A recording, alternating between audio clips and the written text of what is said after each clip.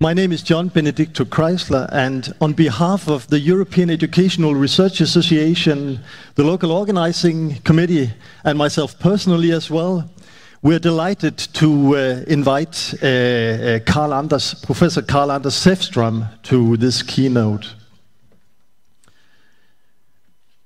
Karl-Anders Säfström is a well-known authority in the field of philosophy of education in Nordic countries and increasingly beyond as well.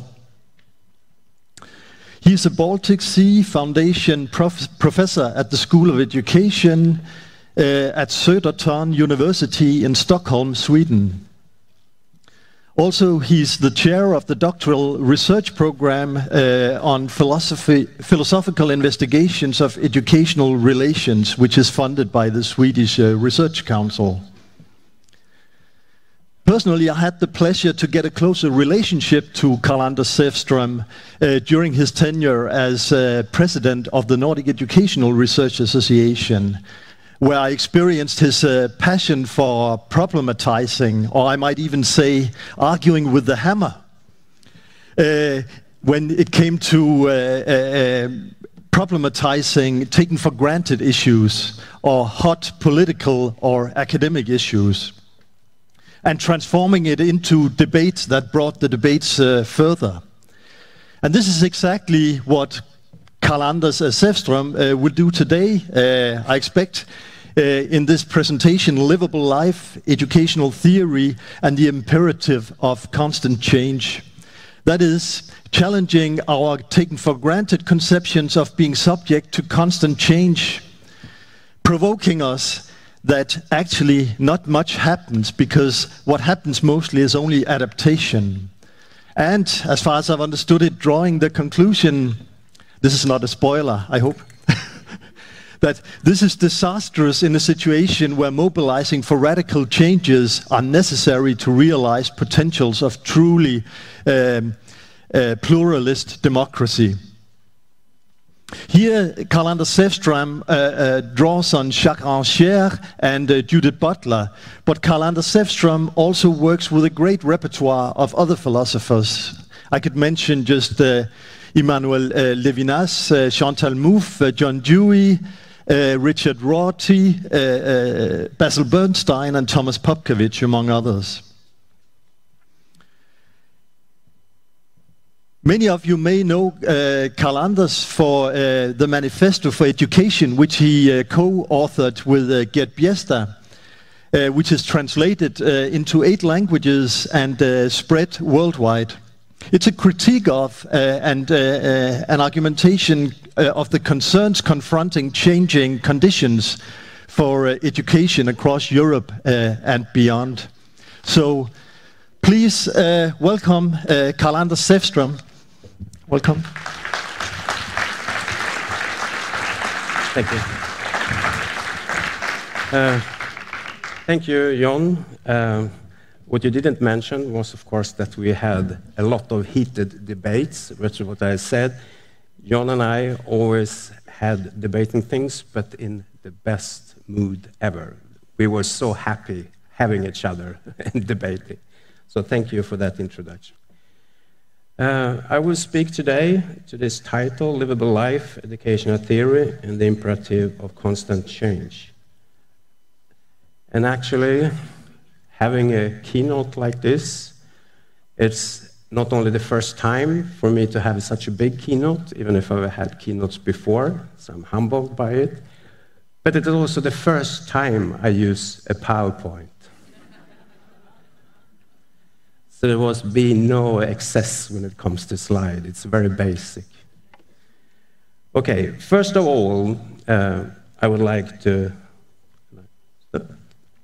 extend my sincere gratitude to EERA and the local organizing committee for giving me this honorable task to speak to my colleagues all over Europe. I'm sincerely a European at heart. I'm also grateful that I'm delivering my keynote here in the cool, stylish city of Copenhagen, connecting the Nordic countries to the continent in more than one way. Since I wrote this abstract for this talk, I have realized that I need to be clearer about from where I speak.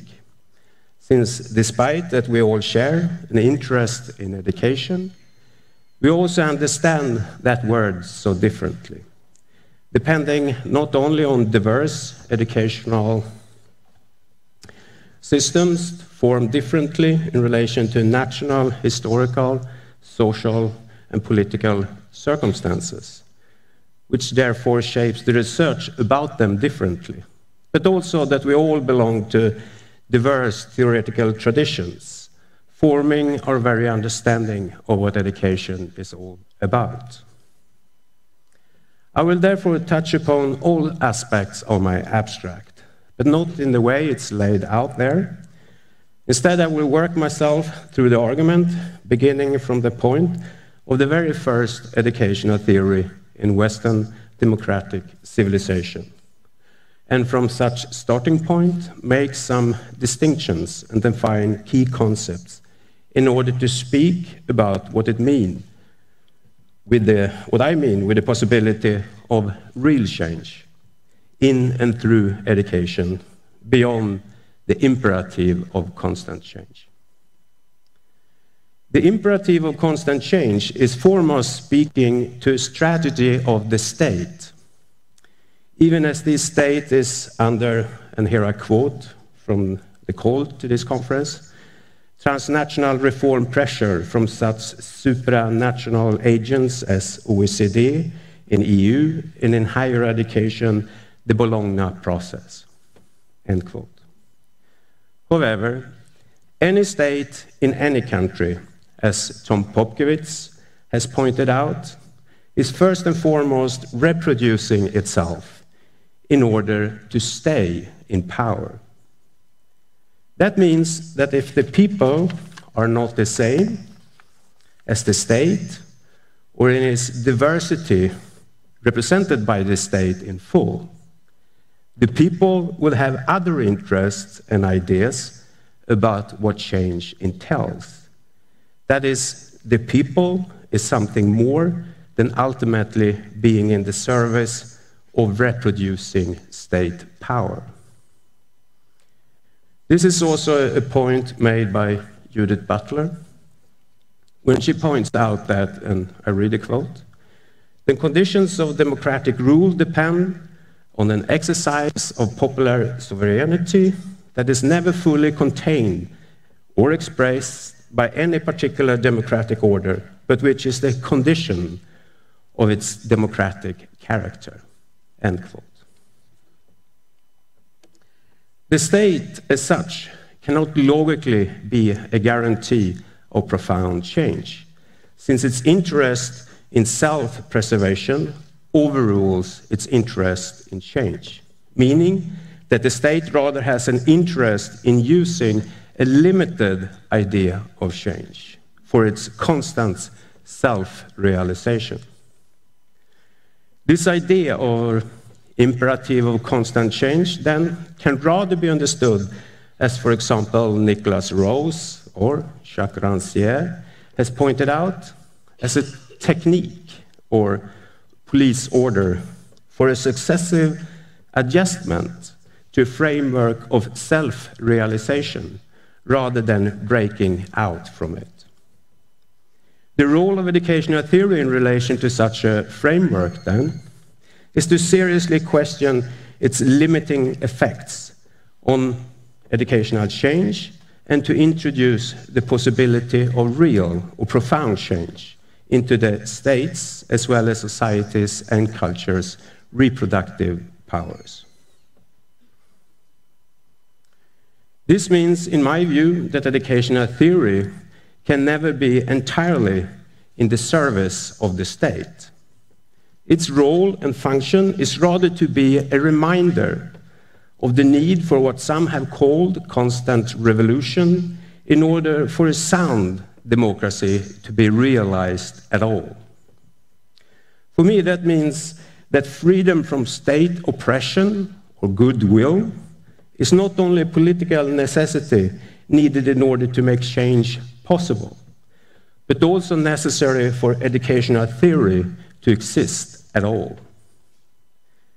Educational theory, as I will show through a brief reading of the very first educational theory in Western democratic culture, contributes with the possibility of profound change to a state's reproductive powers.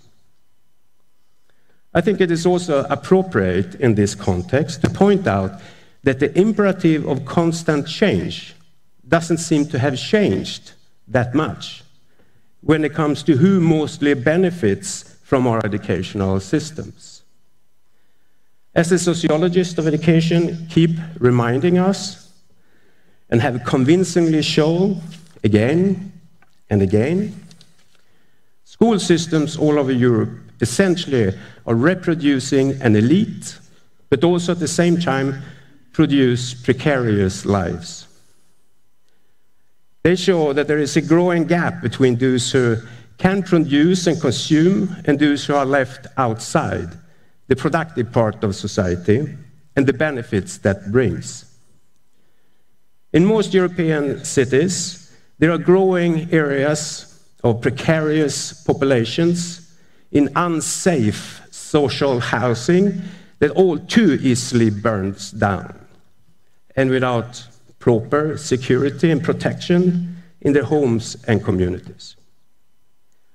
Also, even countries which have embraced the need of a school for all still essentially tend to reproduce successful and unsuccessful consumers, very much in line with the class-based structure of society.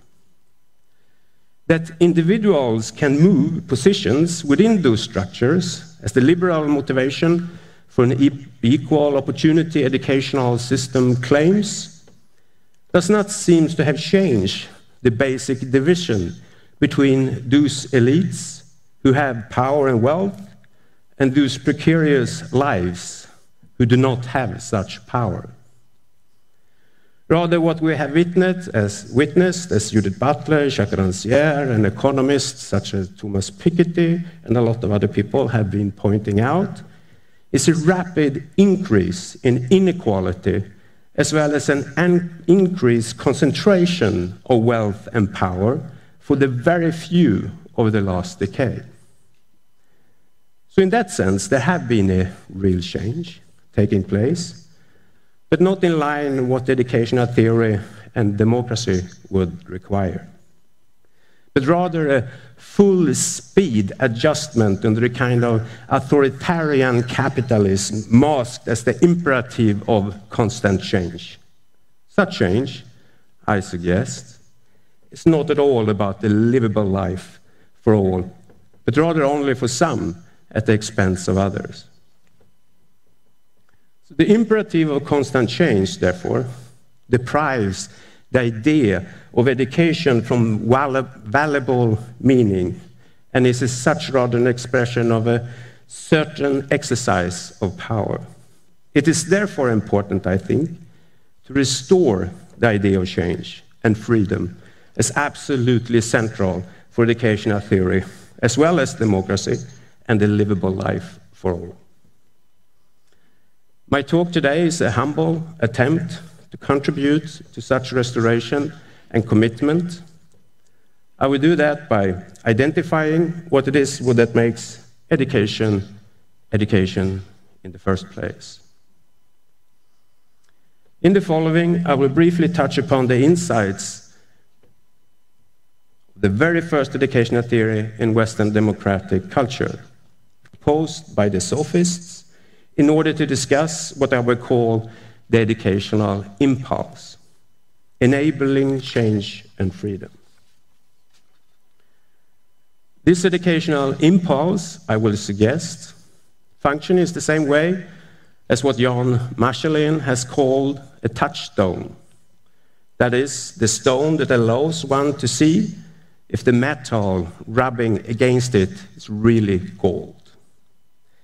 That is, education without this touchdown of educational impulse can be many things, but it cannot be grounded in educational theory per se.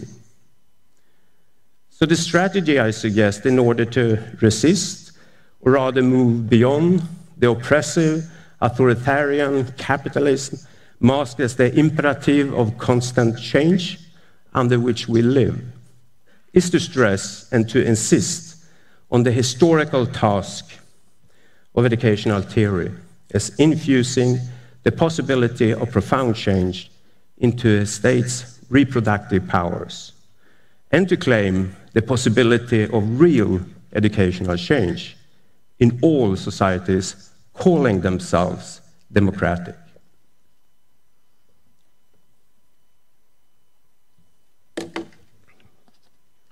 Sorry, you need a break too. You know,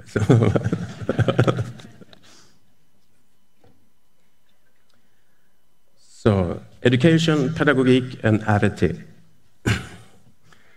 The Swedish discipline of pedagogik is not the direct translation of the English term education, even though it most certainly has a common source in the ancient Greek concept of paideia, or more precisely, the idea of arete. History and politics, of course, has modeled arete differently in different countries and times, but it's very difficult, if not to say impossible, to think education without the Greek concept arete. That is, the idea that culture is embodied in and by the acts of people and reflected in their interactions, which, taken together, makes up the society. That is, arete, for the Greeks, was signaling the very embodiment of the freedom of enacting culture as the very way in which one lives and forms one's life, in tune with society. For the Greeks, the perfection of arete meant to be living within a totality of universe, society, body, and soul, and through this embody the freedom to act, as long as this wholeness was not challenged. Arete was, prior to the sophists, entirely an affair for the aristocracy, who were considered to be already in possession of all qualities needed to fully comprehend Greek culture and society. Hence, education was all about realizing those inner abilities and perfecting them. For the sophists, arete was entirely about the ability of making politics, and spoke foremost to, and I quote, Werner Jäger, which I read on this subject, and it's a quote, foremost to intellectual power and oratorial ability, says Jäger. The start of educational theory in 500 BC promoted this idea in the most profound way thinkable, according to Werner Jäger. The very aim of education, according to this new theory, and I quote, was to transcend the aristocratic principle of privileged education, which had made it impossible for anyone to acquire arete, unless he already possessed it by inheritance from his divine ancestors. End quote. The sophists argued instead that arete is not and cannot be a birthright of the aristocracy. It is not something one has inside oneself, and that should only be brought out and perfected by education. It is something that one is offered as a gift from outside, which is added to one's person, through education changing one's personhood. In this way, it was therefore accessible and in reach for anyone. Arete is the realization of a process of living in wholeness that anyone can embrace, embodying the moral, political, and aesthetical insights represented by Greek culture and society. An interesting historical circumstance is that the early sophists themselves, according to Jäger, did not belong to the aristocracy.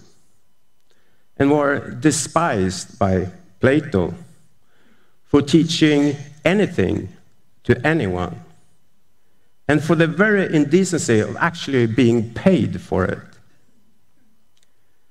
To me, this sounds that it is the sophists who were the first teachers, and not Plato's Socrates, as is often claimed. Since while Socrates, through Plato, is modeling the philosopher as the ideal teacher, the one who teaches for teaching itself. The sophist teacher teaches in order to be able to live and eat. Anyhow, the idea of the possibility of teaching anything to anyone is, as far as I understand it, an absolutely revolutionary idea, and opens up the possibility in our time that anyone, regardless of social class, gender, or age, can embody culture as the way one lives one's life. The revolutionary thing, I think, is that it's important for the discussion, important for the discussion today, is that Jäger claims that this radical idea of teaching anything to anyone is the foundation for the very first educational theory in Western culture, and necessary for any idea of profound change. That is, one cannot think educational theory, following Jäger, without also implying the possibility for anyone to embody arete. Through education, to embody the ethical, political, and aesthetical insight that moves the culture and society ahead.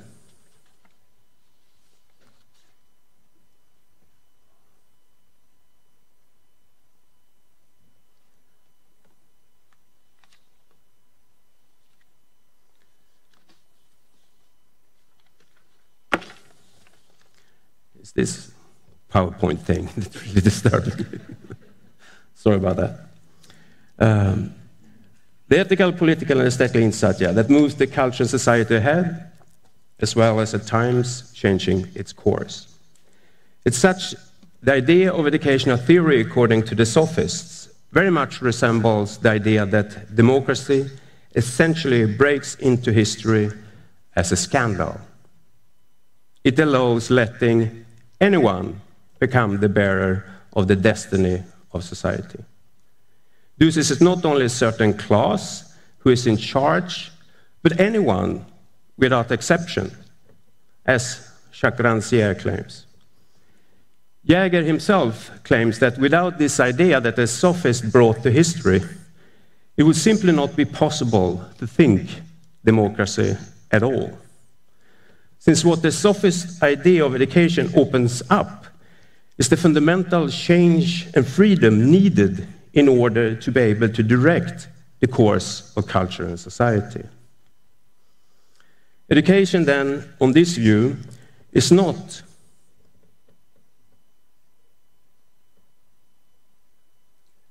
Education, then, on this view, has no external relation to democracy.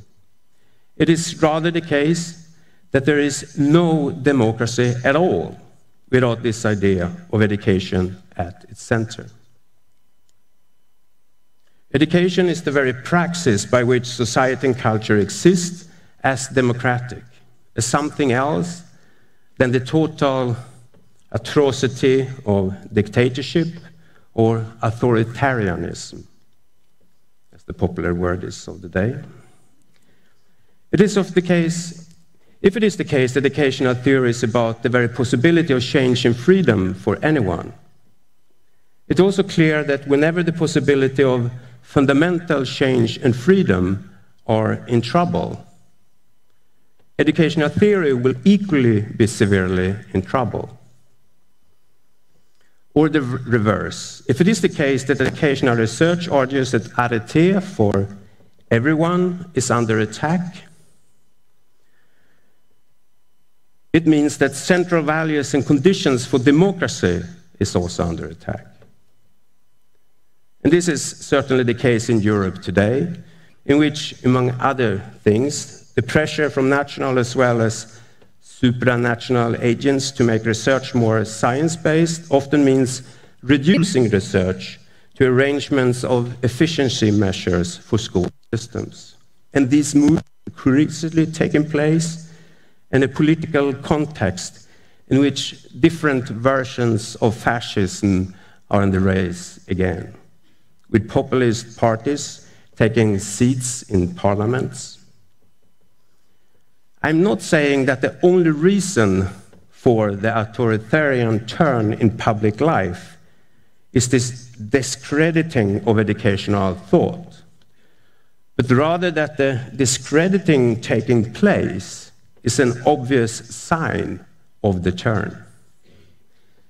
A society in which democratic values still have a profound impact on the course of things means that education in that society is informed by the idea of arete as teaching anything for anyone. However, many, if not all, European countries today promote an education and school system severely diminished by economic neoliberalism in combination with nationalistic dogmas. In this frame, change means successive adjustment to the conditions already set by authoritarian capitalism, rather than being about the idea of a constant revolution so central for a living democracy. So the motivation for me to try to contribute to the restoration of the original radicalism of educational theory at the heart of democracy is certainly driven by the growing need to defend a decent public life today, as well as arguing for a commitment to profound change beyond the imperative of constant change rhetoric.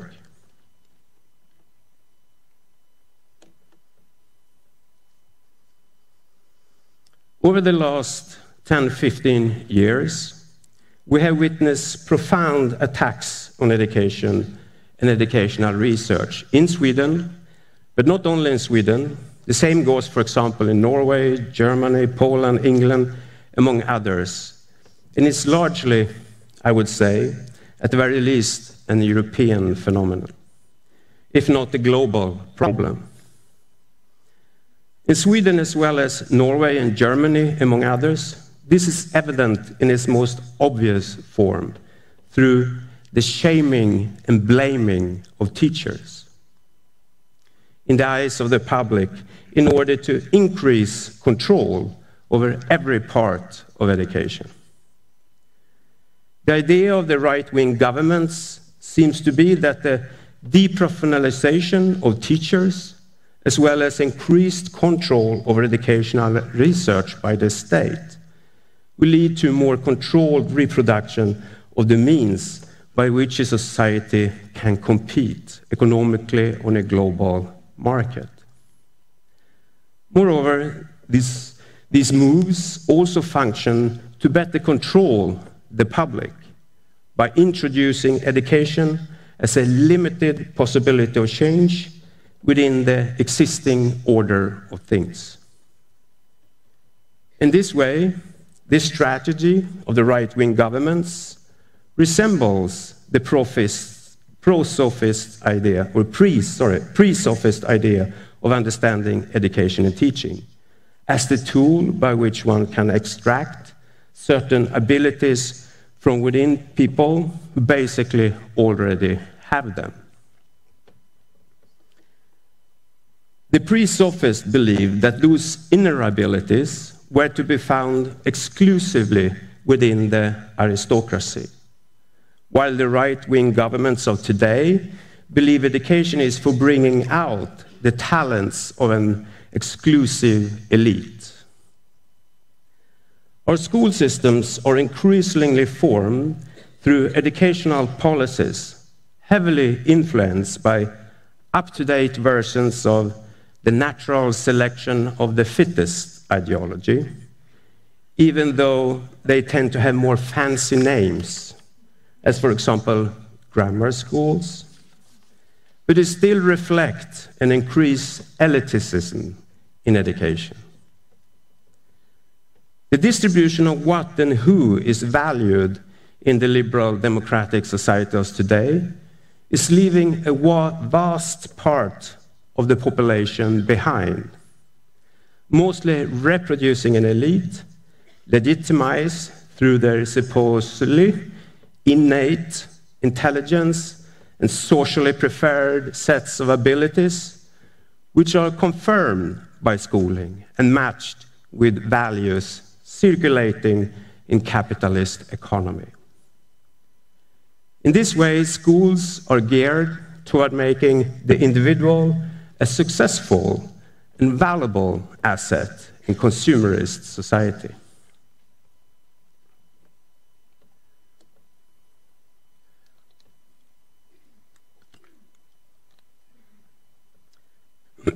Judith Butler shows how elites not only have been successful in... Oh, there you go. Where are we? Still on track. Thank you. Judith Butler shows how elites not only have been successful in accumulating capital and power, but also that the very fabric of liberal democratic societies are eroding as a consequence. She exemplifies this by referring to the distinction military strategies make between the valuable and defendable part of the population on the one hand, and the disposable part of the population on the other. That is what Butler claims operating in our liberal democratic societies of today, are an idea of the people that do not represent the whole of the population within any given country. In other words, it's not only the case, if we follow Butler, that the expression of nationalism and racism in our respective countries, as well as the appearance of precarious populations, can be understood as a problem that merely exists on the surface of what is basically deep down a healthy liberal democracy. Rather, the very condition for this liberal democracy is to sort out certain people as being outside the foundation for that democracy, as not really being fully part of the society in which they live. It seems as if the people today is fundamentally and increasingly so is understood as being equivalent to those elites who already and always already included in any given nation as its most valuable asset. This is also, I would say, if not the only reason, at least an important part of why fascism has re-entered history in Europe as the disturbingly violent reality. Because so long as we do not understand the entire population as worthy to defend and view parts of it as disposable, we are already in practice making fascist claims. This is also why Chantal Mouffe argues that the left needs a populist politics in which populism is understood as the making of a people, but the people endlessly diverse in its variations and expressions. In a similar vein, Judith Butler talks about the livable life for all as a life in which the right for all to appear as a bodily, visibly part of the people means to be able to rightfully and actually claim a valuable life in a society, regardless of social class, ethnicity, sexuality, and gender, and is endlessly valuable for any formulation of the people.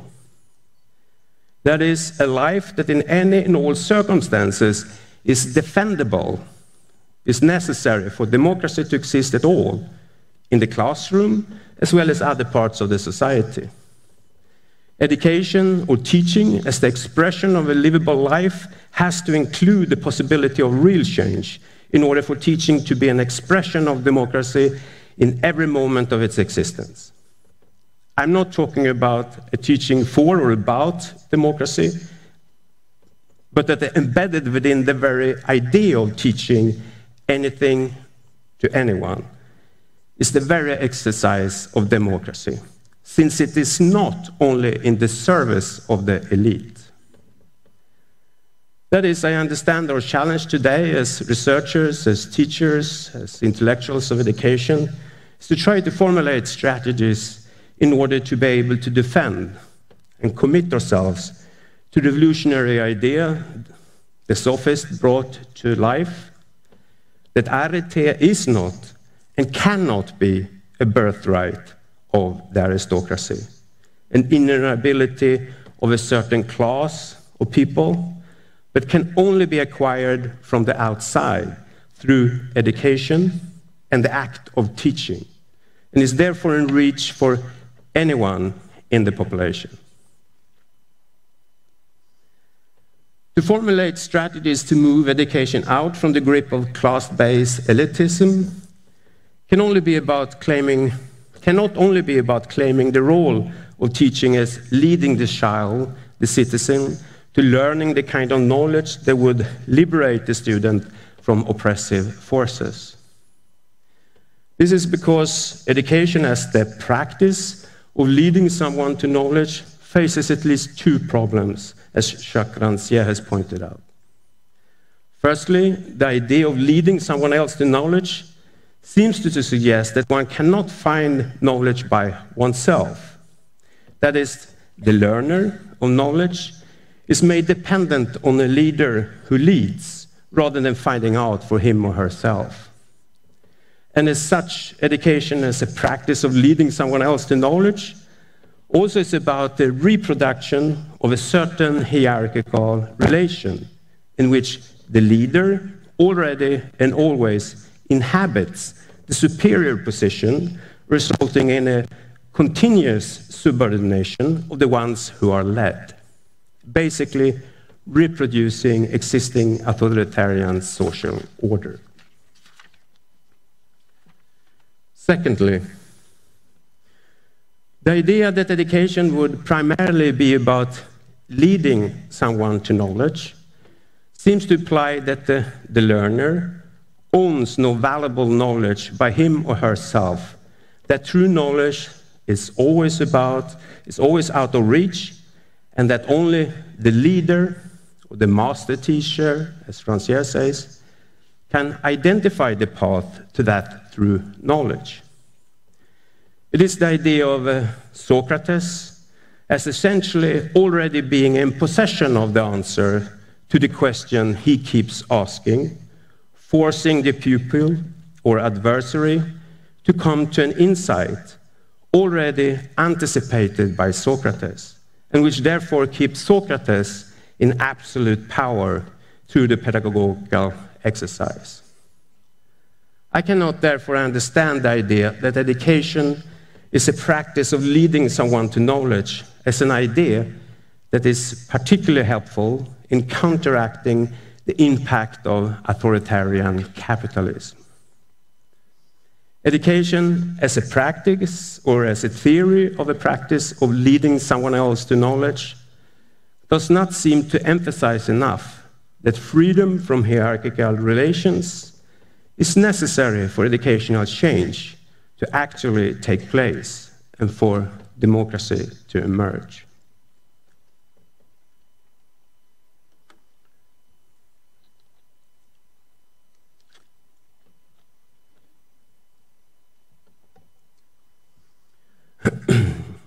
I will change tone a little bit. So the last paragraph is actually, it's built on a conversation. I'll go back to my manuscript. I just tell you a little bit about it to get some air in here. It's actually based on a conversation I had with the first cellist of a Swedish Radio Symphonic Orchestra last year, driving home from flying home from EERA, Dublin. And we were discussing music, and his views on music really turned me on about also how I understand education, and that's what I'm trying to exemplify here. So the educational impulse is something which very much is like that which makes music into music. So that is the analogy. Anyway, instead of viewing educational theory as mainly a theory of a certain practice of one sort or another, I would like to suggest that we consider educational change as being dependent on the teaching informed by what I would call an educational impulse. It is an impulse in the sense that it's not predominantly based in rationality, but rather in the aesthetic formation of the senses. As such, an educational impulse is not possible to determine in terms of a certain content, nor is it possible to pin down in advance of a situation of teaching. It's not owned in that sense, and thus cannot be capitalized or controlled in full. Its very nature of being an impulse adds a certain sense of freedom from ownership. In order to exemplify what I mean with educational impulse, I like to draw a parallel with a musical motif explained to me by Ola Karlsson, a professor at the Royal School of Music in Stockholm and the first cellist of the Swedish Radio Symphonic Orchestra. This musical motif, in fact, is what makes music into music in the first place, and it resembles the way in which I understand teaching.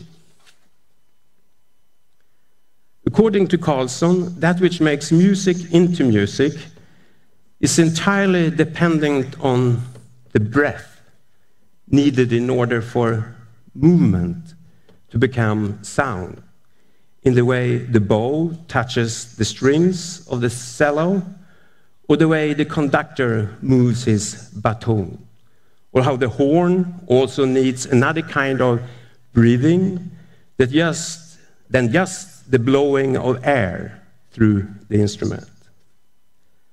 What is required is a kind of hesitation, an opening up of a space in which the breath literally creates the music. A symphony orchestra, says Karlsson, can be understood as a lung, as breathing music into existence from nowhere else than the rhythmic intake of air. The conductor moves his baton, himself breathing in every move, being a split second ahead of the musicians, opening with his baton the very space in which the breathing of the musicians are allowed to enter into the mechanics of playing the instruments, and thereby to make music. And moreover, the tonal system, as the cellist said, itself exact in its mathematical precision, holds within itself tones and intervals that open up for the possibility of endless variations, some of which was considered dangerous when introduced, such as the interval tritonus, also called the small quint, which was forbidden by the church in the 16th century and was deemed as the devil's interval. But the small quint was also the interval that Bach learned to master in full in the 7th century, as well as being the most common in blues up to this day. So what does this tell us about teaching?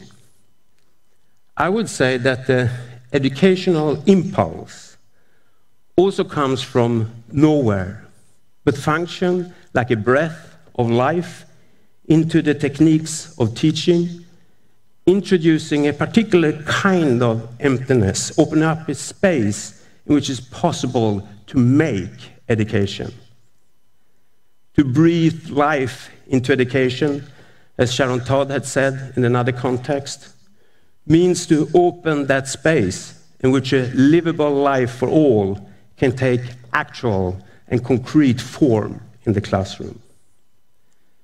The stillness produced by the breath introduces a necessary freedom from the forces of power in the instruction itself, and needed in order for someone to be able to take his or her place to emerge as an embodied voice on the moving scene of a classroom, on the stage on which we all live. Without this hesitation or stillness in breathing, no education is possible at all, just manipulation. The possibility of endless change, contained but not repressed within the tonal system, is an expression of an ambiguity in the face of its exactness, introducing an insight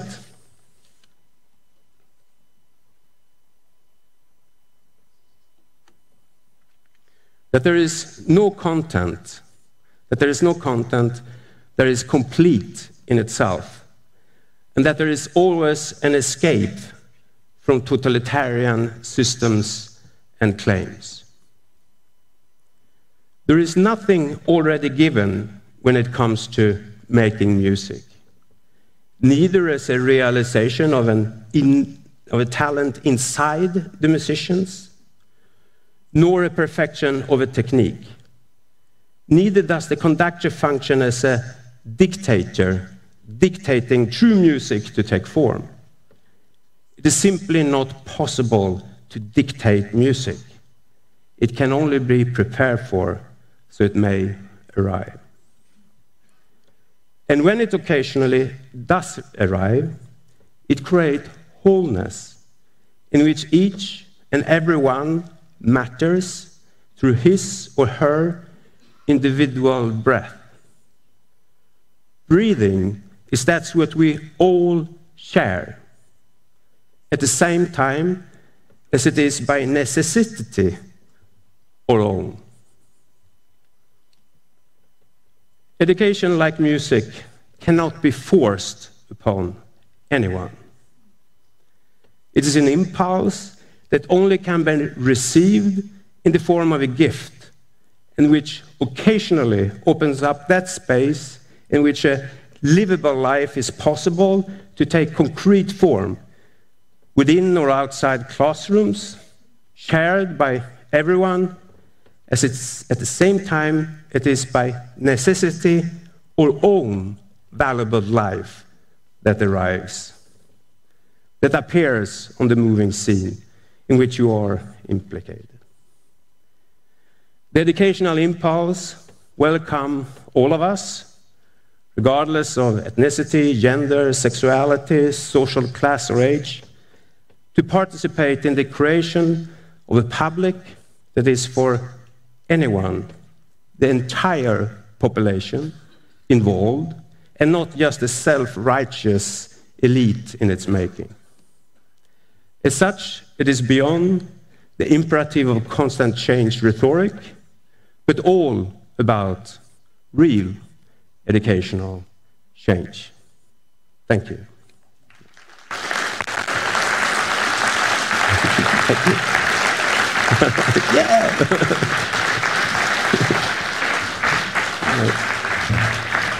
Thank you.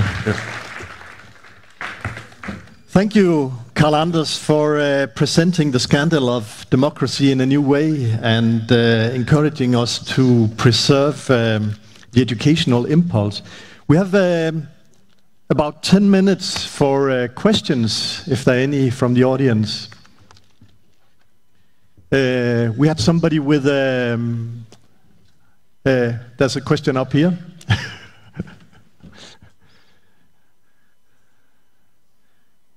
Okay, here. Thank you. Thank you very much. Karl, well, if I could see you behind. Thank you very much for a very lucid and compelling account of what we should be trying to move towards. I want to trouble one little bit of it, which is the deprofessionalization of teachers. It's certainly true that governments have enacted a whole raft of measures that hold teachers to unjustifiable account and control. However, in abandoning the epistemic claims of education in favour of a pseudo-democratising claim, teachers have colluded with the deprofessionalising of their own lives and of the work that they do. In this sense, they have not introduced young people to the world. Teachers have been responsible for downgrading the quality of the curriculum for 30 or 40 years. Teacher educators most especially.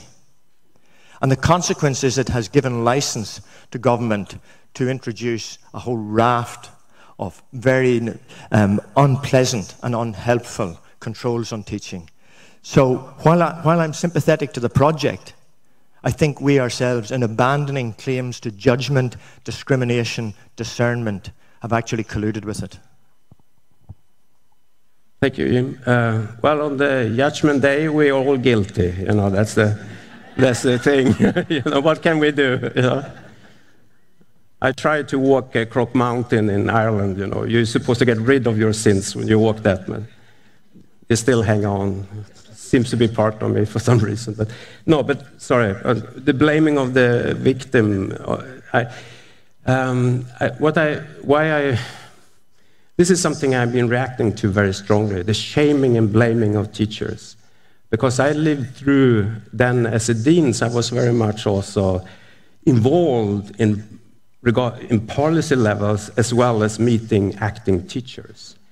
And the oppressive change that happened in Sweden was almost unspeakable. You know, we have to think about it for some years to be able to write it sincerely through, because it was so oppressive, and I couldn't believe how oppressive it was. I thought I was living in democratic Sweden, you know, but I certainly don't believe that anymore. But the thing was not that. It was the shaming and blaming that was going on in the public media. Teacher was worth nothing. I met teachers who I know was good teachers. They had working the whole day. They were meeting me in this network to talk teaching with me after hours, you know. And they were not even angry. They were depressed. They were so sad. And there was not a single voice coming out in response to that oppression. It was all pushed out and down. And I remember I had a keynote in Norway, in Trondheim, and I say, here you go. And there was the politicians and there was the mixed public, and I say, be aware what's coming. And Norwegians, being sure of themselves that they should be, you know, it's a beautiful country, said no. And then 10 years later, it did happen the same way in Norway, the shaming and blaming. I had someone from Germany in Stockholm talking about the shaming and blaming of teachers going on in Germany. So I started to think, what is this shaming and blaming of the teachers? What kind of strategy is that part of? So no, we are all guilty, of course, in some way or another, as teachers, what we do. And I believe in singular responsibility for the life you live and the decisions you make. But there is an oppressive power that is overwhelming in the strategy of the shaming and blaming. And that's what I'm trying to. Sorry for being long. Yeah. All right. If there are no other questions, I have a question. No. Maybe it's a lousy question, but I think it's important as, and it follows up on your question, and it follows up on my background as a primary school teacher. And it points to the guilt of educational researchers, actually, because a lot of guilt today. When you have this reproduction in reform of inequality and so on, and challenge to democracy, how do you keep this constant revolution on? Is it still possible within state institutions like universities? And the problem is, I think, as a question to all of us, when much of our research also dives into what I sometimes call a fetish of masochism, by talking again and again about the onslaught, we map again and again the onslaught of the neoliberal order, authoritarianism, and so on and so forth. It seems as if we almost get a pleasure out of making these mappings. But the point is, isn't that what Nietzsche would call resentment, or Deleuze with Spinoza would call practices of sadness? And how do they help? I think they cannot help us in, what would you call it, sustaining the educational impulse. So how do we get out of this black hole of what would you call it, enjoying depression, melancholy, conspiracy theories, sadness, anger, and other mortal sins? And how can we somehow see possibilities in all the breaks that are, all the inconsistencies that are in our sense of humor, finding practices of joy somehow? Or as a colleague, Danish colleague of mine, presented yesterday in a nice presentation, Grit Nielsen, concerning students. She was talking about how students, what do we say, construe or occupy free spaces. So how do you find ways of sustaining this educational impulse and help on? I don't think it's about sustaining. I think we often think that if you're saying something, I don't know if that's an educational move, that we think that we have a program. I think what I'm trying to describe what's already going on. Mm-hmm. So I'm not saying now I have a program where we should all have an educational impulse, but rather that how can that be explained when it's arrived in the classroom? And that's what I'm trying to do. So it's more an observational based on that than the opposite around. Then you say that we always have a kind of pain, pleasure of criticizing neoliberalism. And, being a Swedish, from a Lutheran Protestant country, pain is good, There is no pleasure without pain, that we learned that from early on. If it's pleasure, pain have to come, and then we are satisfied. So I think that we can live it, we can bear it, and we can criticize it. But I'm not in the guilt game. I don't think that there's blame researchers, blame teachers. I think that's part of the same kind of problem. And also, my hope is actually, I like the Derrida comment in which he says there is no such thing as a perfect system. So in order to think that this system is sort of uncriticizable or unchangeable is to believe in a perfect system. But there is no such thing as a perfect system. So what I think our task is as a researcher is to actually notice when it deconstructs itself and tell the stories about it, is to show the self sort of deconstruction of the perfect system. So, yeah, that's what I say to them. So, thank you. A last short question. It's okay. Okay. 8:12. So, we can go on thank forever. you, Carl Anders. At last,